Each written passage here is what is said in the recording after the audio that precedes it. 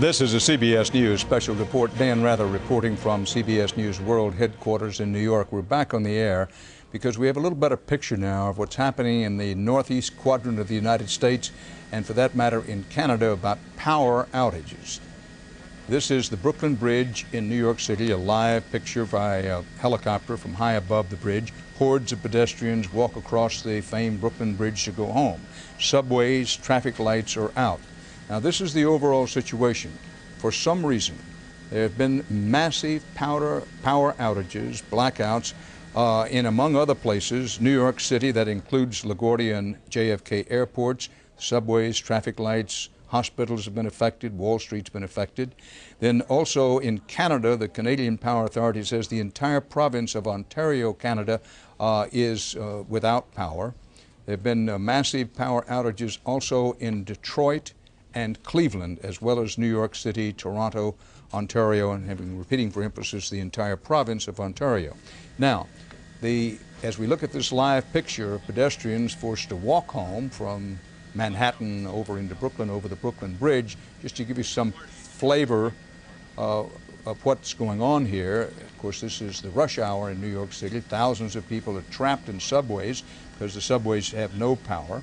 The New York City Port Authority says no buses, no trains, and no subways are running in the New York City area.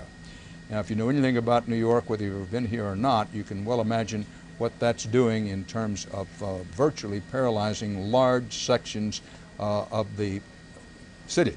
However, and this is important, in Washington, government authorities are saying this is not, I repeat, not a case of terrorism.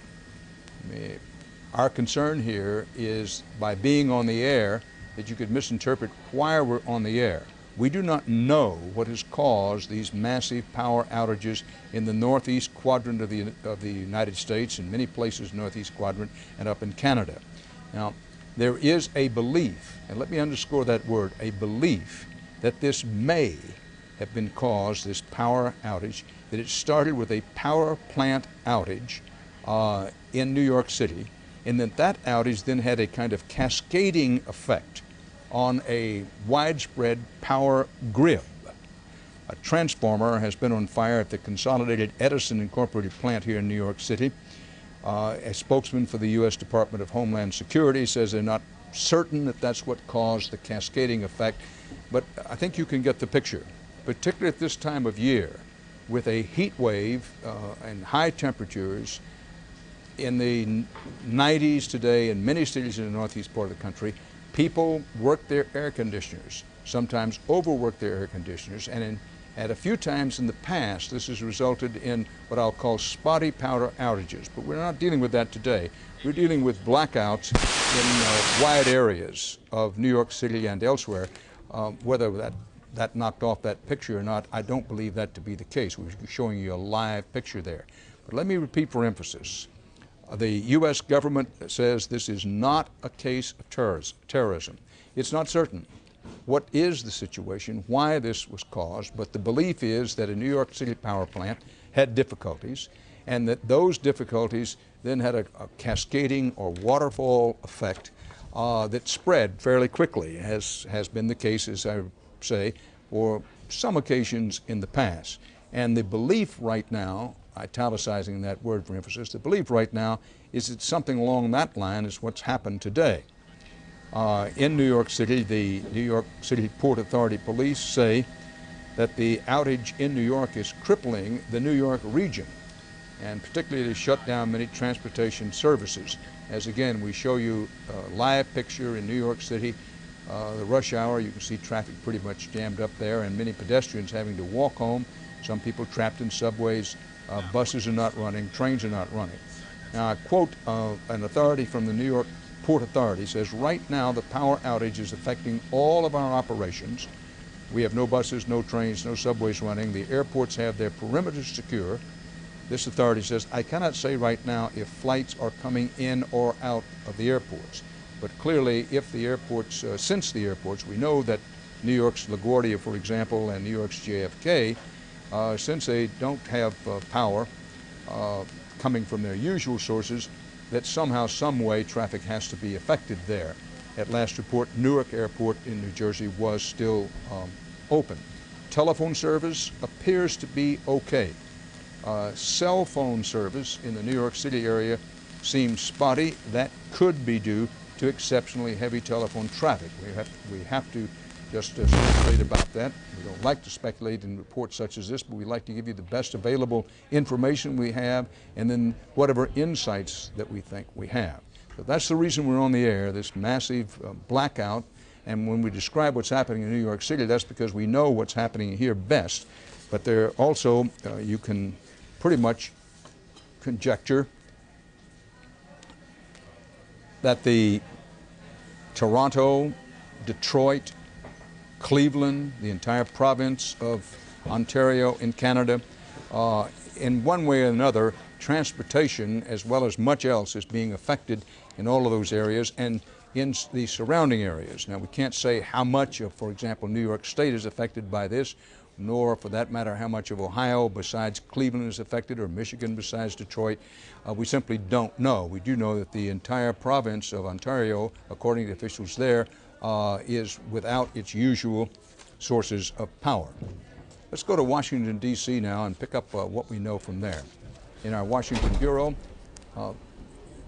Carol Atkinson, Cheryl, what do we know and what do we don't know? Very little. The official authorities here are pretty much as in the dark as anybody else. But our meeting and trying to find out, we've contacted White House officials, also Homeland Security people, and as you can imagine, they're meeting about this issue. The FBI says at this point there's no reason to think that it is terrorist related. Nobody's ruled it in or out at this point. And the FAA had told us that the control centers and airport towers in New York and other American cities that have been affected by the blackouts are running on diesel backup generators so that they're okay. FAA had reported that operations were normal, and yet the New York Port Authority did tell us that they have stopped flights from coming in or leaving at this point and put a hold on everything and, as you said, secured the perimeters of the airport.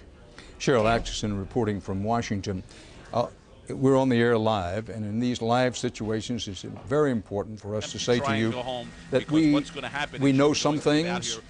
There are a lot of things that we don't know, and we will be adjusting the information for as much accuracy as we can muster as we go along. You're looking at this live picture of pedestrian traffic because the subways and buses and trains are out. Now, Cheryl Atkinson said that with some government officials, they say they can't rule terrorism in or out. And you may be saying to yourself, well, Dan, you came on the air saying that government officials say it is not an act of terrorism. Now, the Federal Energy Regulatory Commission, that's the FERC, says that the massive power outage that has hit New York City and some other East Coast cities and stretches on up in Canada was not caused by terrorism. Not caused by terrorism.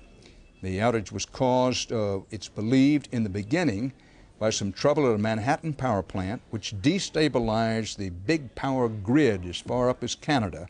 Now, this is according to the Federal Energy Regulatory Commission, Mr. Brian Lee. And Mr. Lee, speaking for the Federal Energy Regulatory Commission, says, and I quote, "We have no indication that there is any terrorism involved." Now, we said earlier that a major power plant in New York City was reported to be on fire. The latest indication is, and this comes from the mayor of New York, Mayor Bloomberg, says that the smoke from the Con Ed plant here in New York City, the smoke coming out of that plant is due to a shutdown, not, I repeat for emphasis, not by a fire. So that's additional information, and we adjust our accuracy as best we can determine it accordingly. The mayor also says, and I quote, the Con Ed New York power grid is not damaged. There's no outside power as it should be for a minimum of a few hours before power is restored, and stay calm. I'm reading off of notes here. So the mayor says that the Con Ed, the main Con Ed New York power grid is not actually damaged. It may be a minimum of a few hours before power is restored, and that's important, a minimum of a few hours before power can be restored. Now, on the phone now, we have Mr. Paul Floranges, spokesman for the New York City Transit Authority. Thank you for being with us. What do you know? What can you tell us? Well, Dan, we, like everybody else, are in the dark, especially underground. So what we're doing now is we've commenced an evacuation of the entire system with supervisors, managers, and members of the New York City Police Department to evacuate the system. We're paying full attention first to underwater tunnels and power can be restored. Now on the phone now we have Mr. Paul Floranges, spokesman for the New York City Transit Authority. Thank you for being with us. What do you know? What can you tell us? Well, Dan, we, like everybody else, are in the dark, especially underground. So what we're doing now is we've commenced an evacuation of the entire system with supervisors, managers, and members of the New York City Police Department to evacuate the system. We're paying full attention first to underwater tunnels and bridges to get people out of tunnels and off the bridges, but we're doing a systematic sweep of the system to make sure that we get everybody that we can off of trains and out of the system. We've also made sure that we cut the power to the system in the event that power is restored, that no third rail becomes live while we're in the midst of an evacuation. We don't want our customers injured in any way, shape, or form. But we, like anybody else in the New York metropolitan, and if I heard you correctly, all the way up to Ontario, are in the dark, and we're just going to have to wait until power is restored. Now, do you have any indication of when the power will be restored? Have you been given any indication of that? Not that I am aware of, Dan. I've been up here handling phone calls up here in the press office, so I'm really not sure what indications we have. We have the ability to we have some generators, but we don't have the amount of generators that we would need to repower the system. So what we might try to do is in strategic locations get generators there, but I'm not even sure of that, Dan. I think, we're playing it by ear as we hear from the New York State Power Authority, who we deal with, as well as Con Ed and the Mayor's Office of Emergency Management. So we're in coordination with them, and, we're going to try to handle it as best as we can, but our first priority is to evacuate the system with the emphasis on the underwater tunnels and the bridges, and move out to the entire system and get people out, get them safe, and then we'll deal with moving our assets when we have power. Understand. I want to underscore that what you have said and what you're emphasizing is that every effort is going to be made to get those people who are, in effect, trapped in the subways below the surface up and out as swiftly as possible. So it's entirely possible that a lot of people shouldn't expect someone home from, let's say, Manhattan quite as quickly as they would be under other circumstances. Unless they live in Park Slope, Dan, and they're going to walk over the bridge, or in Williamsburg, or someplace in Long Island City that they can walk over the 59th Street Bridge, no, I wouldn't expect that. I told my wife, I live in Queens, Dan, I said I won't be home for a while. So really appreciate you helping us. Stay in touch if you will. We thank you for your help. No problem, Dan. A wide power outage through many parts of the northeastern United States, including New York City, Toronto, Detroit, Cleveland, and the entire province of Ontario, Canada. The Niagara-Mohawk power grid is overloaded, according to some reports. Now, for those of you just joining us and saying, well, what's going on here? Let's review again for emphasis, and for those of you who've been with us straight through, please indulge us here, because especially this time of day, we have enormous portions of the audience tuning in almost minute by minute. A widespread power outage, blackouts in New York City, Cleveland, Detroit, on up into Ontario province, Canada. The cause of this not known, but the federal regulatory agency for the country in Washington says there is no indication of terrorism. The United States government does not believe this has anything to do with terrorism. And everyone from the mayor of New York City right on through is emphasizing this is a situation where calm is called for. That word steady comes to mind. Yes, people are being inconvenienced. The inconvenience is widespread over the cities we've mentioned, and for all we know, there are other places we continue to gather information. But this is a situation which sometimes happens in late summer when there's a great demand on power. Mentioned before, air conditioners are turned on, running in the heat. It's that sort of thing that could, mark the word if you will, overload the power grid. It's believed, no confirmation of this, it's believed this all started in a New York City power plant which got overloaded or had other difficulties, and suddenly a cascade effect set in which causes these blackouts, these big power outages through a wide section of the northeastern United States. Wall Street was affected, although trading had ended for the day by the time this hit. New York airports, LaGuardia and JFK are affected. To what extent, we do not know. At last report, Newark Airport had not been affected by this power shortage. Subways, traffic lights, hospitals in New York and other places clearly have been affected by this. And repeating for emphasis, in Canada, the Canadian Power Authority says that the entire province of Ontario is out. Is there any place else in Canada that is suffering the blackouts? Well, we're not certain. We're doing our best to pass along the most accurate information that we can to you.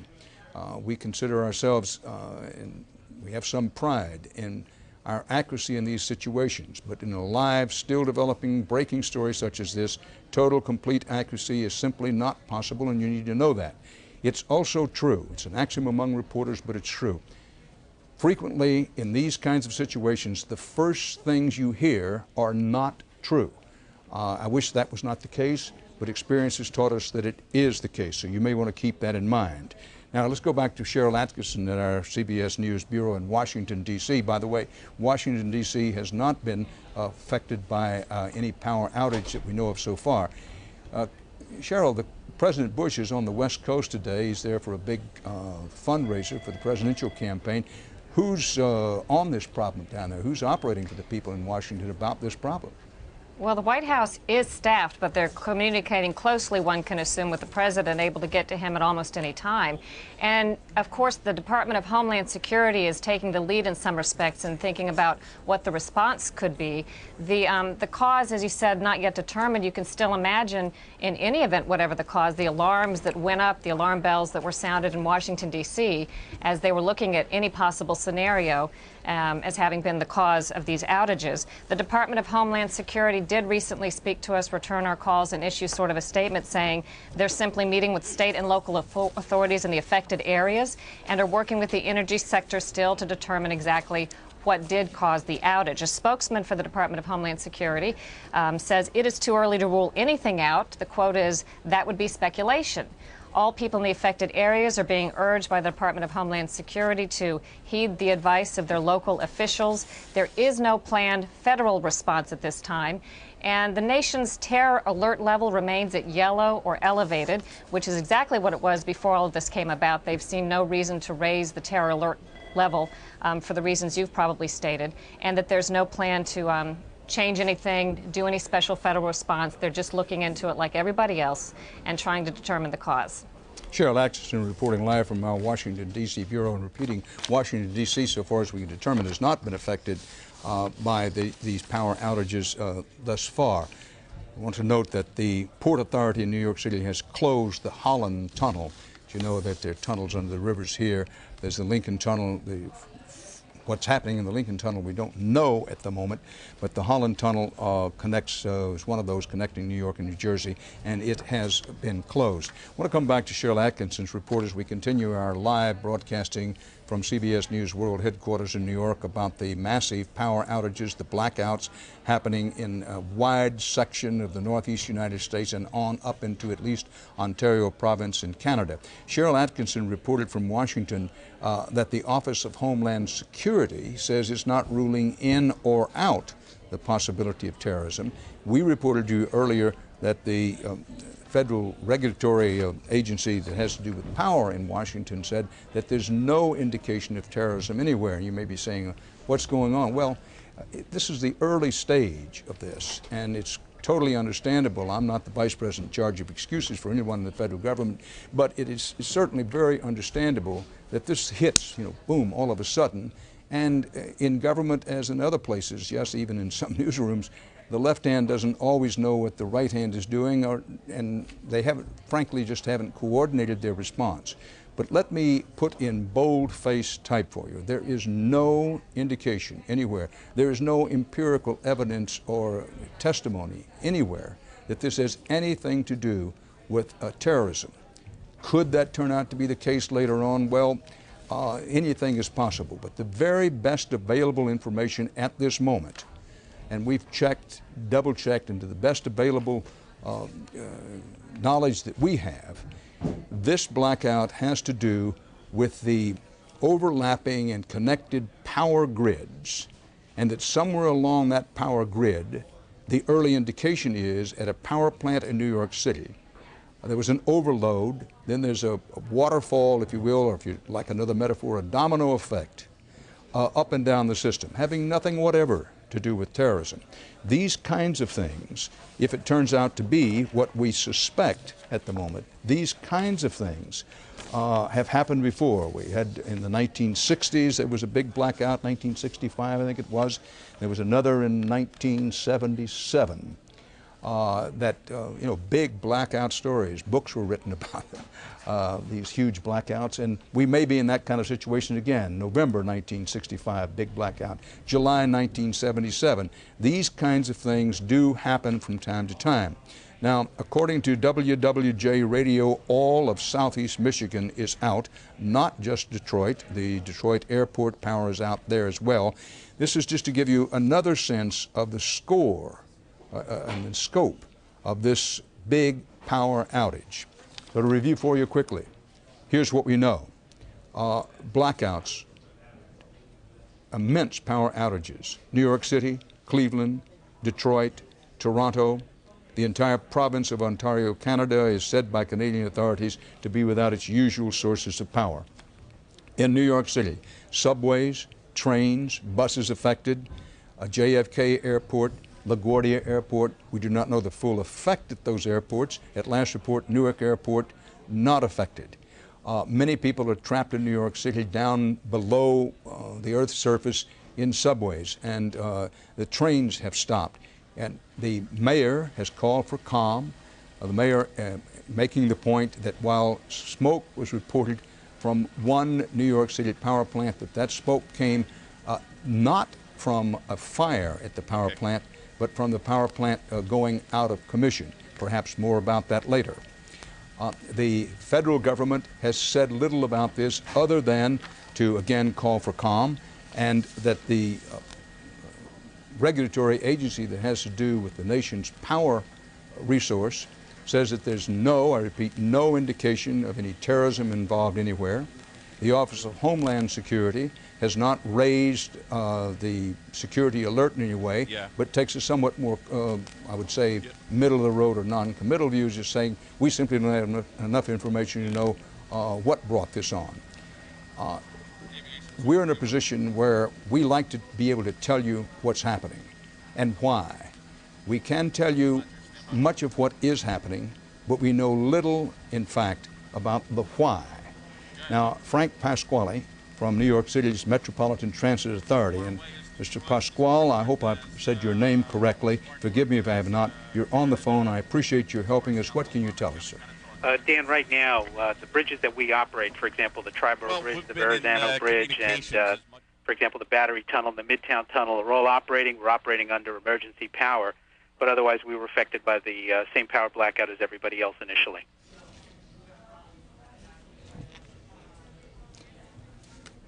And Mr. Pasquale, the situation at this time, do we know anything about the cause of this? We don't at this stage.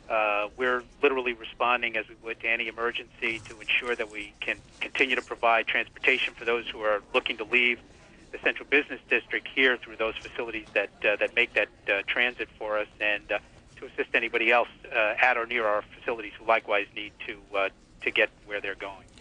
And true or untrue that for those who've been trapped in subways or on trains, or for that matter on buses, that while there's discomfort, to say the least, that there's no danger insofar as you've been able to ascertain? Well, certainly not on our facilities. That's true. I can speak for those. And we have our own officers out there patrolling, in addition providing security and assistance to anybody else who needs it.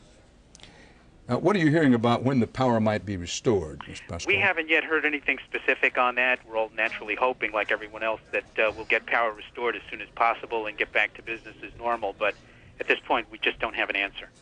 Mr. Frank Pasquale, thank you very much for being with us. Stay in touch, will you? Yes, sir. My pleasure. I want to note that New York City's mayor, Mayor Bloomberg, has called for calm. And he has said, in effect, this is not a direct quote, but in effect, that it's unrealistic to believe that full power is going to be on in New York City anything other than a minimum of probably a couple of hours. And that's a minimum. I want to emphasize that's not a direct quote. It's a paraphrase of what the mayor has said.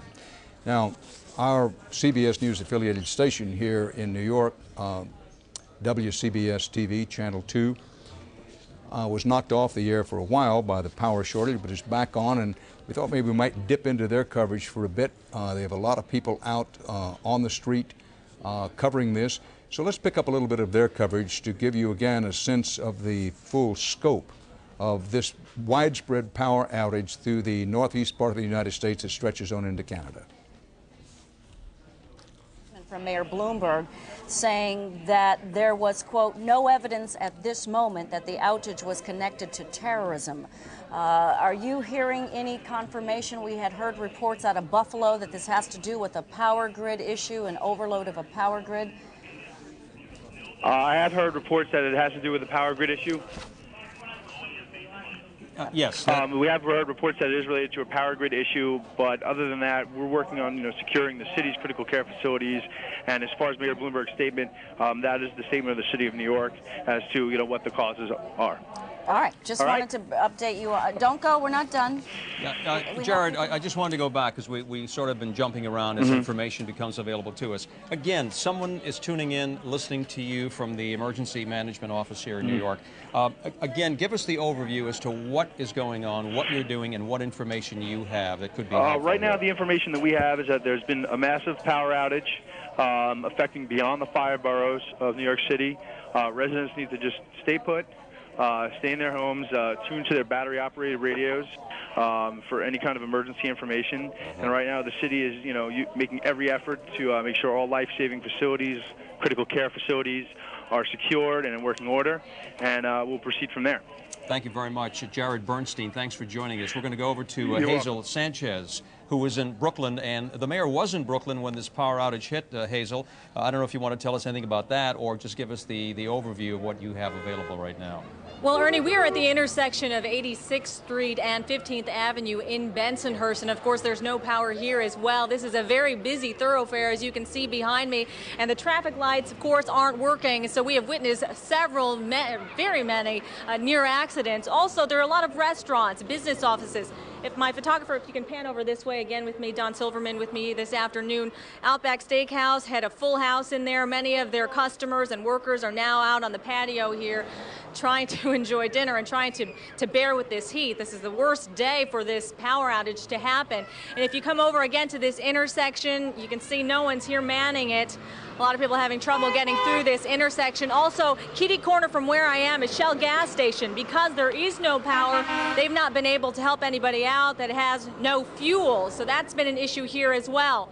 Along this street, though, here on 86th Street, a lot of businesses, as I mentioned, have shut down. There's a lot of restaurants, lawyers' offices located here, many of them a little apprehensive and also a little on edge this afternoon when all of this went down. They have all chosen, at least the folks on this strip, they have chosen to shut down for the evening because they said, what's the point at this hour? Are hoping, of course, that this will all, the energy will all get back up in a couple of hours. But at this point, again, you can see even these folks here just wondering, because they have no power, not being able to find out what's going on. They've joined me here on the street checking out our monitors, trying to find out when they will finally get some power and hopefully get some maybe air conditioning if the folks have them at home, get them back and running again. It is a kind of a hot and sticky afternoon. So that's the latest here in Bensonhurst. We'll send it back to you in the studio. Hazel, just looking at what was going on there behind you, cars seem to be moving. I mean, we're concerned, of course, with traffic lights being out and perhaps having some problems on the roads, but traffic seems to be moving okay from what we saw behind you, and the mood appears to be, from what we heard from other reporters, pretty positive at this point. Okay, we lost Hazel Sanchez, who was reporting in Brooklyn. We also want to go back to one of our reporters. We have someone else standing by right now, Penny Crone. We don't have the signal there, Ernie. Let's go to Joe Bierman back again with this picture, this incredible picture from Chopper 2. Joe? Well, Dana, you're looking at people pouring out of Manhattan, walking across the bridge, the Brooklyn Bridge, that is. Now, what they have done is they've filled the pedestrian walkway in the middle there, Now they have also spilled over to the outbound or the Brooklyn-bound lanes, mixing with automobiles. Earlier, you had asked if you had heard anything about the subways. We are monitoring some fire communications. They do have subway trains underground filled with people. At this point, the fire department is trying to get to one subway train that has about 300 people on it. At this point, they are trying to get to all those stalled subway trains underground. But again, there's limited communications here in the tri-state area. We have talked to people up in Mount Vernon without power. As far south as Monmouth County, we understand they have power problems. Now, the cell phones are also a key problem. Most people rely on cell phones or the direct connect type. Well, they are just overwhelmed, if at all working. You can not reach some of your loved ones. At this point, everybody is just taking to the street to try and find their own way home. What you're looking at, this is what happens when there's like a subway strike in the city. Everybody comes out of lower Manhattan and walks across the Brooklyn Bridge over and into Brooklyn, where they hope to hop a ride or grab a cab. Now that is affecting traffic, all of traffic in Manhattan, the FDR Drive, the West Side, Broadway. Everything is just gridlocked because all the traffic lights are out. Now, if you're headed to one of the airports, once you get there, from the best we can figure out, all three airports are up and running. We have talked to Newark. We have talked to LaGuardia Airport. They all have their own backup generator systems. Now, you'll also see around a lot of the power plants, you may see some smoke. What I'm going to do is show you smoke out in Linden. This was a shot from Linden as we took off from our airport. That is one of the refineries there. Everybody's saying the refineries are on fire. Well, that's some of the coverage from WCBS TV Channel 2 here in New York City. Wanted to give you some flavor of what it's like in New York City. By no means is New York City the only place affected. We said before, Cleveland and its surrounding area, Detroit, Michigan, Toronto, Ontario province, wide sections of New York. Now, we've said before, you will hear some what appears to you to be conflicting information, conflicting reports. It will appear that way because there are, in fact, some conflicting reports. For example, about the situation at the airports. The FAA says the power outage is disrupting flights in the Northeast, that all takeoffs and landings have been halted at all three New York airports, as well as the airports at Cleveland and Ottawa. These are the ones who know. This is from the FAA. I'm quoting the FAA directly. Yes, I know that you heard a report just a few minutes ago from a very reliable reporter at WCBS TV saying that they hadn't heard of any disruptions at the airport. This runs counter to what the FAA is saying. But again, for emphasis, in the early stages of this kind of live coverage, you're going to hear some conflicting information. What we try to do is level with you about what we know and also level with you about what we don't know. And again, emphasizing in these kinds of situations, frequently the first things you hear turn out later to be wrong. Now, according to the FBI, we've been checking with our FBI sources. According to the FBI, the power outage does come from what they call, quote, a natural cause. What they mean, and they're specific about this, it does not come from anything having to do with terrorism. That supports what the federal government's Energy Regulatory Agency had said earlier. I repeat that our sources of the FBI say that the power outages being suffered through wide areas of the northeastern part of the United States and on into Canada have nothing whatever to do with terrorism. Now, I want to come back to the matter of flights because, of course, that's important to people all over the country. An FAA spokeswoman says the problem is many of the airports are without power and screening checkpoints have had to shut down. Important point. There's simply no way at the moment to continue to screen passengers, so flights have been halted. The FAA says flights have been halted at all three New York airports. Now, that would be Kennedy and LaGuardia, which you mentioned earlier, but now including Newark, as well as the airports in Cleveland and Ottawa. That's the best information we have on that. The FAA stresses that there is no aviation safety problem. All control facilities continue to operate. Those in the affected areas are running on diesel-powered backup generators. So there's no safety questions at the airports having to do with the aircraft taking off or landing. The big problem is they don't have the power to operate their screening facilities, so they're shutting down the airports for the time being. Now, Jim Acosta, our CBS News correspondent, is with me now in the studio. Jim, hi. He was just down in New York City's Times Square when all this was happening. Paint us a picture, Jim. Well, the picture was pretty confusing. I think a lot of people down there were very unsure as to what was going on. From what we can see, all of the lights were out. The lights are out on Broadway, I guess you could say. And right now, here's a picture of what we were looking at just a little while ago. You can see most of the marquees and neon lights that are normally sparkling, even in the daytime, are now out. The people who are moving their way up and down Broadway seem to be taking it in stride. I will say at this point, when we were out on the street, there were not as many people as when we were starting to come back to the broadcast center here at CBS headquarters. It seemed like there was a growing number of people heading out of the buildings in Times Square, in Midtown Manhattan, and onto the streets. Whether that's a good idea or not, I can't really say, because inside the buildings it's quite cool, even with the air conditioning out. Outside it's much hotter, but I think people felt like they had to get out of the building that they were in. We talked to one gentleman who said, I've been here over the last 3 years and it just didn't feel right to stay inside. I felt like I had to get out. We also talked to a couple of other folks who were in subway stops. They had been downstairs in the subways and had said the lights went out on the subway. They were concerned about the lights being out. The trains obviously were not moving, so they decided to come up to the surface and get out of there. They were not sure whether or not other cars within the subway system were temporarily paused. We just don't have an idea as to what that's like right now. But as you can see in some of these pictures, the sidewalks up and down Broadway were jam-packed and were becoming more so as time was moving forward. Jim, we've talked to the New York City transportation people. New York City, of course, has its own unique transportation system, including subways, trains, and buses as public transportation.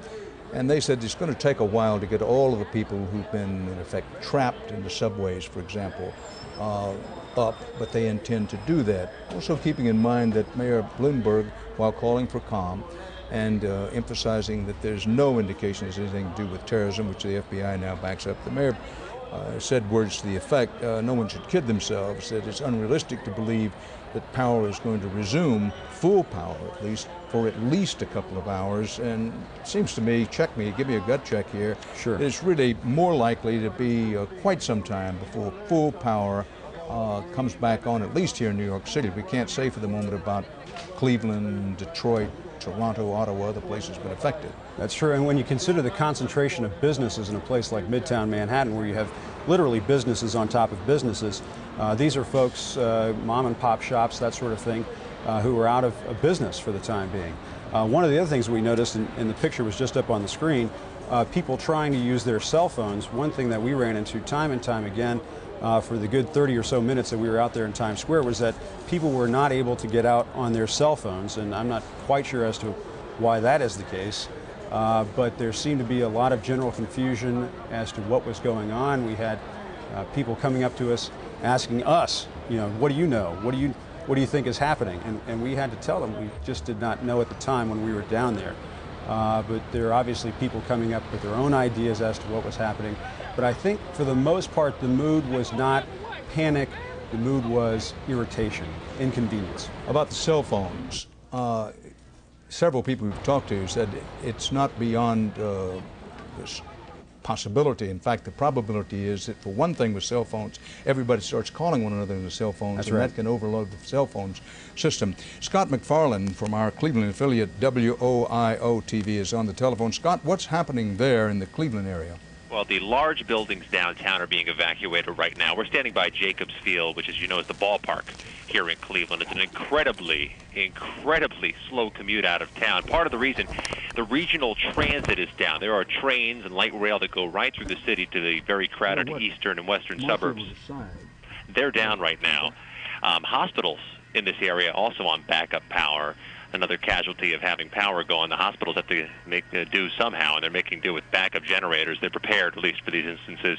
We're talking about hundreds of miles that are out right now. The larger cities in the area include Akron, talking about Toledo, Paynesville, not just the city center, Dan, but also the suburbs that are finding it's difficult to make do without power. There are officers, firefighters manning the intersections, so many traffic lights out, and in the city of Cleveland, there being hundreds, if not thousands, of traffic lights. That's really taxing the manpower in this area, at least. Scott, you make a good point. I want to make sure that I understand what you said and that our viewers and listeners understand that it isn't just Cleveland. You mentioned Akron, Toledo, also without power? Yeah, and we're talking about cities with hundreds of thousands of people, and also with city centers, and also, you know, highways that connect. You know, we're talking Akron and Cleveland. You're talking about 30 miles, Dan. People going to and from, it being rush hour right now. So the highways are clogged, and you've got some pretty large cities that are calling in reserves now, at least with regard to police officers and firefighters, to not only man those intersections, but to deal with the calls. The calls coming in, people have questions. Yeah, Jim Acosta mentioned that they're asking him, hey, what's going on? Well, a lot of people here are asking the fire department, calling the fire department, asking firefighters what's going on. Not a bad idea, actually. But, Scott, what are you hearing about the cause of this? We've been emphasizing to our viewers and listeners that the cause remains unknown at this moment, although both at the federal and local levels, and including the FBI, they say whatever it is, it doesn't have to do with terrorism. And the best available guess, and you have to call it that at the moment, is that this was a so-called domino effect or a waterfall or cascade effect. That power went out probably here in New York City from an overloaded one power plant, and it just went through the system. Does that match what you're hearing there or not? So far, yes. The FBI out of Cleveland referring all phone calls out right now. It's funny, though, actually more coincidental than funny, but in recent weeks, the city of Cleveland unveiled an evacuation plan, an emergency evacuation plan, just in case there's another terrorist attack. So this is fresh in mind. It happening just weeks ago, the unveiling of this evacuation plan. Obviously, that's the first instinct, or at least the first concern and worry of most people. But that it was just unveiled recently certainly made it the first worry and the first concern around here. It's eerie timing, to say the least, Dan. Eerie timing. Thank you very much, Scott McFarland from our Cleveland affiliate WOIO TV. Thanks for helping us stay in touch, Scott. We want to be back in touch as time goes along. But we want to underscore again, at the possible expense of overdoing it, but we'd rather overdo it than underdo it, that there's absolutely, positively no indication anywhere that this has to do with terrorism. There is every indication, whether it finally turns out to be the case or not, there's every indication this has to do with overload at one power plant, a key power plant in the big overlapping power grid of this great nation of ours, probably a power plant in New York that got overloaded, extra air conditioning and all that for whatever reason, and as it went down, as the power there went down, it just went through the system. And Scott McFarland there in Cleveland made a good point. When we put up on the map Ontario, Toronto, Detroit, Cleveland, New York City, keep in mind it isn't just those cities, as he pointed out. For example, in Ohio, Akron, Toledo have the same problem, and these are very large cities, of course, in their own right. Now, Cheryl Atkinson in Washington has an update on what official government authority is saying about this. Cheryl, what's the latest now? Do they have their stuff together? Do we have one message, one story?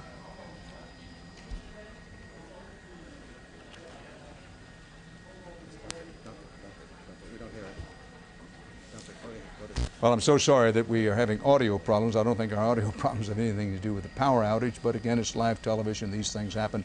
We'll get back to Cheryl as quickly as you can, but in the meantime, let me say again that while understandably in the early going, the Office of Homeland Security, what it was saying did not exactly match what some of the authorities having to do with the federal energy regulatory agencies were saying. But now a picture is beginning to form, and everybody is beginning to operate off the same page in Washington. The FBI says, listen, whatever this is not terrorism. The Federal Regulatory for Energy Agency says, listen, whatever it is, it's not terrorism. And even the Office of Homeland Security says, look, we just don't have enough information. We can't say whether it is or isn't. Now, that the power company in Detroit, they have Mr. Tony Early is on the phone, was there. Mr. Early, what can you tell us? Is it true that the power in Detroit may be about to come back up?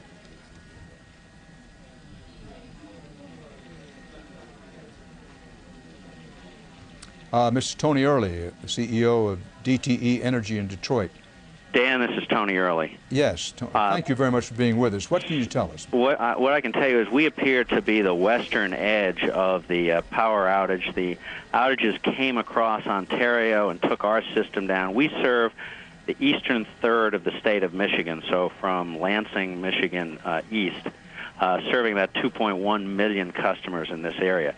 It appears the western part of the state does still have power, which is very helpful because that will be able to facilitate starting to bring power back. We have at least one of our power plants now is operating, and we're using that then to bring power back to the system.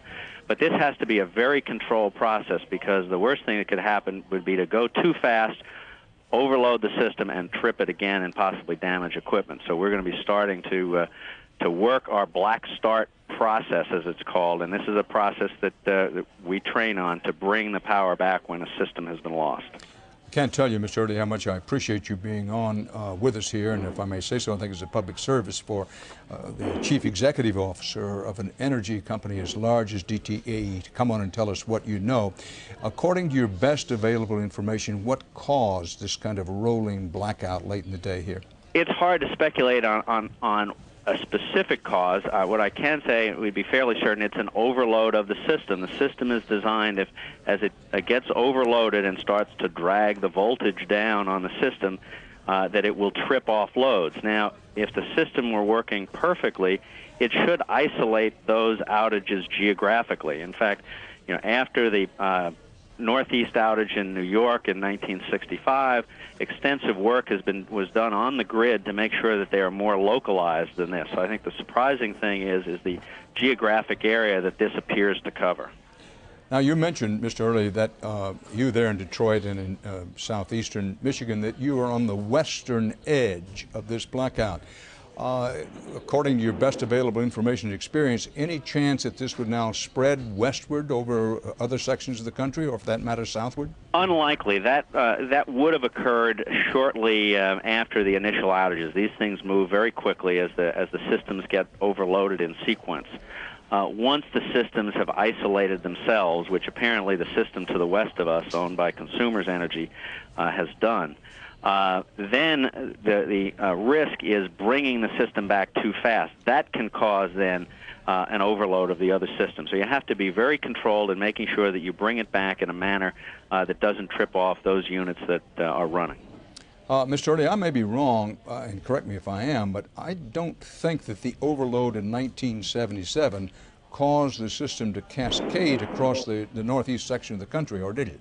No, well, in 77 was a different one. The earlier one in 1965 cascaded across the east. You may recall it started, I believe, in Canada and worked its way down to New York, and lots of New York and New England were out.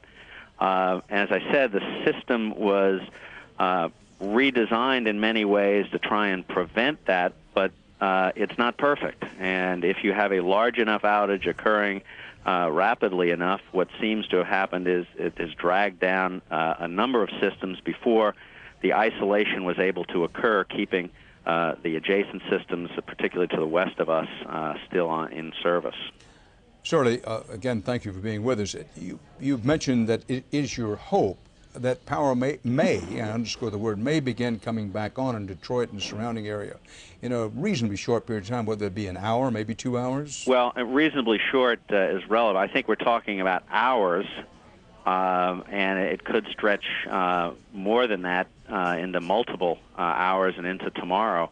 But what you'll start to see is, certainly we hope in the next couple of hours, to see pockets start to get power back. Right. Now, you being on the western edge, as you described it, of this power outage, and again, I'm looking for information here, and we want to be as accurate as we can.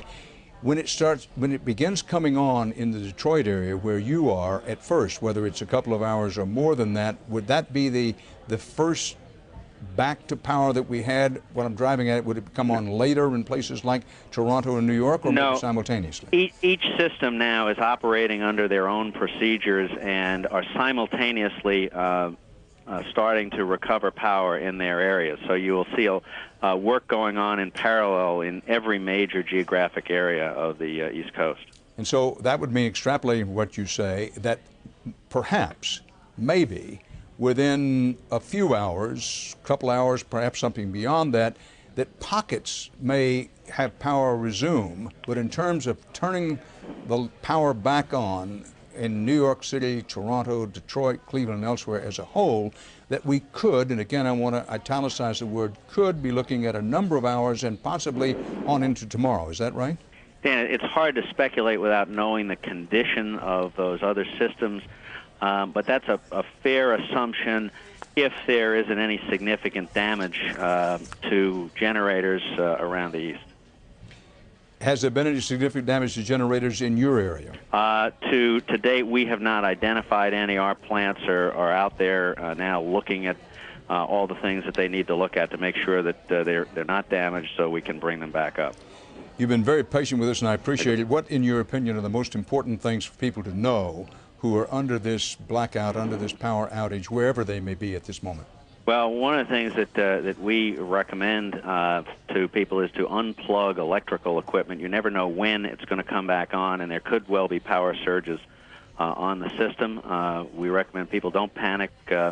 We will be getting power back as soon as we can, so treat it as a summer storm, just wider than you'd normally have. Very good point about the power surge coming back on, and I want to underscore here, if I may, that you say, well, among the things you can do if you have been victimized, if I can use that word, by these power outages, is unplug electrical appliances, because when the power comes back on, there could be a surge that would, for example, knock out your television set. That's correct. Thank you very much, Tony Hurley, certainly, Dan. CEO of DET Energy in Detroit. Thanks a million for being with us. CBS News correspondent Mika Brzezinski is in New York City's Columbus Circle. Mika, what can you see? What do you know? What have you learned? And what do you not know? Well, there's a lot to see and a lot of questions people have here. The number one question people are asking us, thinking we have some information, is this terrorism related? And at this point, there is no indication from what we're hearing from authorities. Here in Columbus Circle, Dan, police have set up a command station. That's what they do in times of crisis here in New York. It's a pretty normal procedure here. Take a look down the street behind me. This is the story across the city of New York. The streets are crowded. This bus you see behind me, loaded with people. There's a sign on the bus saying, "Bus full, please find another bus." People are lucky if they can get a ride to anywhere where they want to go, or even anywhere near where they want to go. Straight down the street, masses of people milling around in the street, cars jamming, cars honking, people not able to get where they want to go. Another add to the frustration, something that also happened in other times of crisis here in New York, cell phone service is completely jammed. Nobody can get in touch with their families, can get in touch with their loved ones in or out of the city and let them know they're okay and let them know they're going to be a little bit late tonight. It's adding to a sense of nervousness here in the city. People just want to know what's going on. They want somebody with authority to tell them that everything's okay and to tell them where they need to go. A lot of people came up to us saying, "I don't know where to go. I can't get a cab. I've got kids and I don't know where to go." So they're feeling a little bit confused and definitely uneasy at this point. Tens of thousands of New Yorkers are basically across the city trying to figure out what to do next. We talked to a few people who were stuck inside the subway system. The subways, harrowing stories from inside the subways. The subways literally stopped. The lights went out. It got hotter and hotter. And for many people, they didn't really know what was going on. They'd get information from conductors in the subways who would tell them, just hold on, we're going to get you out of here. Some of the conductors opened the windows and found a way to help people climb out, get onto a step, and slowly and calmly walk out of the subway. People drenched in sweat came up the steps and told us their stories. They were obviously and understandably very, very nervous down in the subways. Also, a CBS News employee was in the Lincoln Tunnel.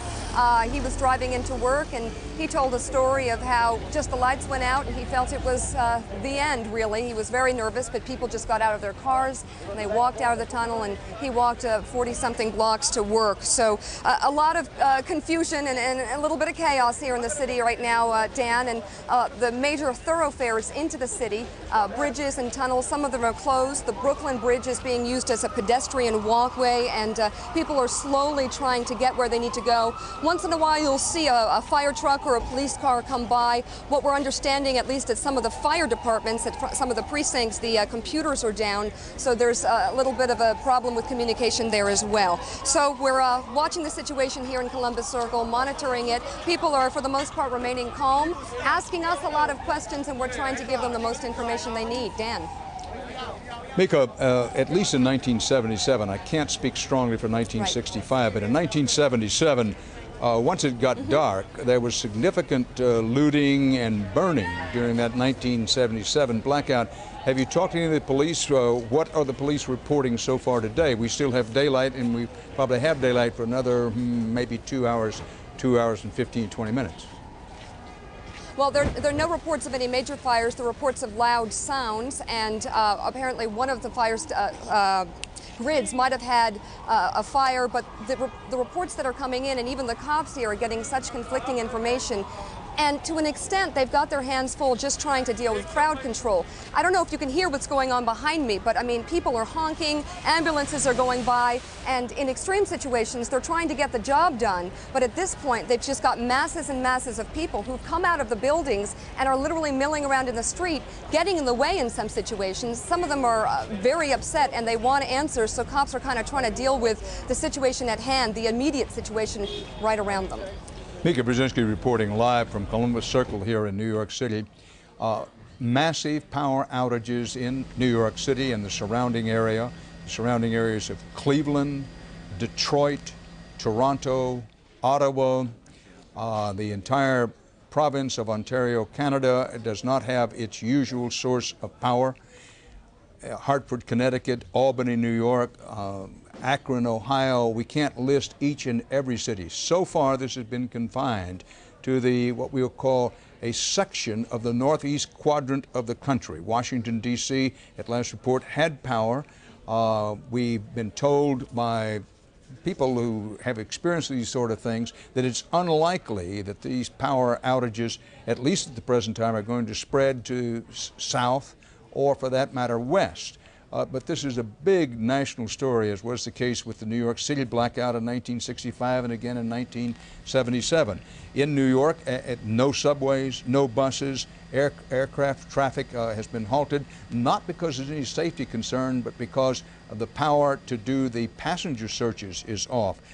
So at Kennedy Airport, at LaGuardia Airport, Newark Airport, the FAA has reported that service is deeply interrupted, to say the least. Traffic lights are out in New York and elsewhere.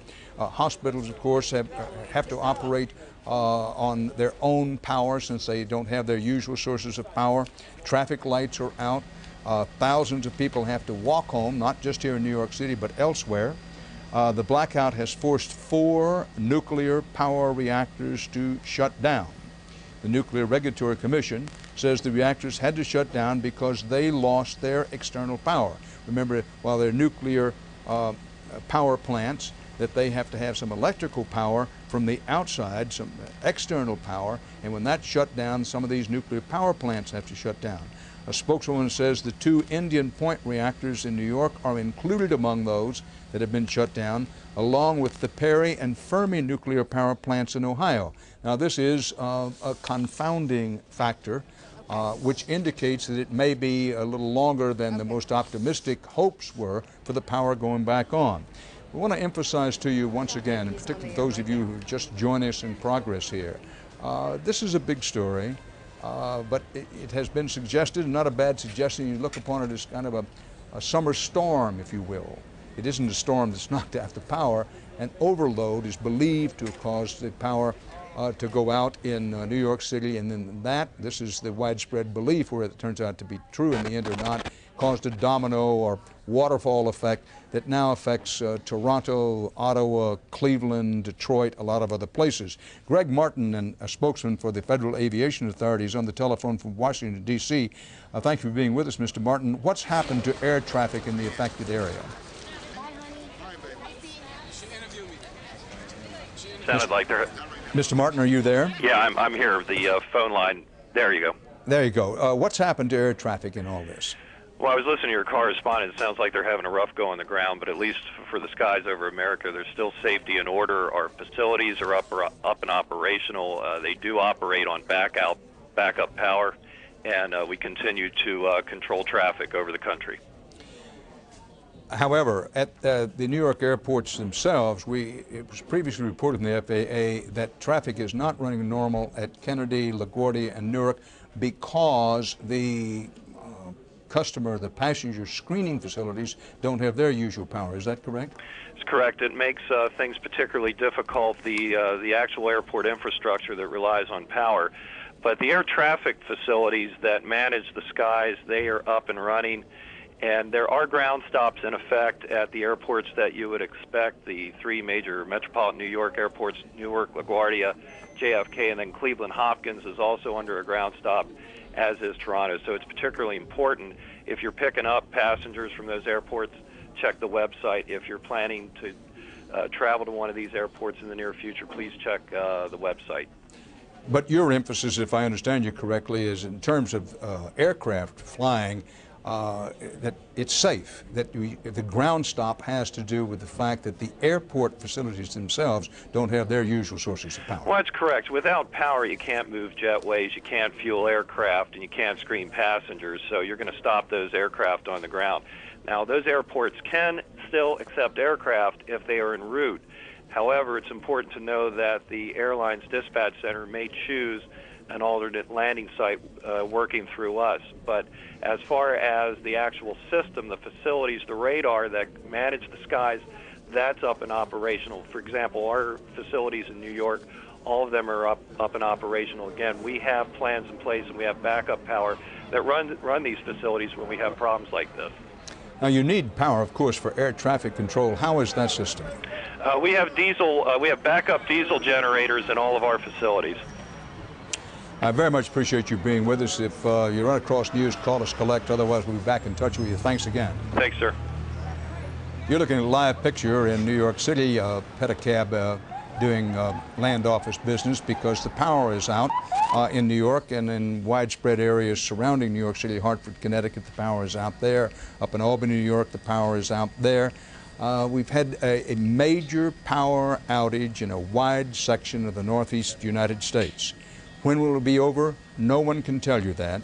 The indication has been that it will be a minimum of maybe a couple of hours before the power begins to come on, even on the western edge of this power outage area, which would be out in Michigan. So while no one can say when the power is going to come back on, we can say this. One, no indication that terrorism is involved in this at all. The indication is this has to do with an overload or some problem at one facility, possibly a facility in New York City, and that caused the power grid in a kind of cascade fashion to begin to go out a lot of places, but terrorism not involved. Number two, things you can do. Number one, remain calm. This is not a catastrophe, it's not a disaster, it is an emergency situation because we are a society, an advanced civilization that moves a lot on electrical power. But staying calm is very important. Steady as it goes here. Also, these are ways you can help yourself. Remember that it's still daylight, and we'll come back to this later, but Mayor Bloomberg, the mayor of New York City, Michael Bloomberg, is about to hold a press conference here in New York. Let's pick it up in progress and live. With Gene McGrath, who is the chairman of the board of Con Edison, and he is pleased to inform us that power is starting to come back from the north and from the west. What that means is that we will be starting up power in the city. It will take a decent amount of time, hours, not minutes, and nobody really can be any more specific than that. The first thing that everybody should do is to understand that there is no evidence of any terrorism whatsoever. For some reason or other, there was a power failure in northern New York or southern Canada that cascaded down through the system and affected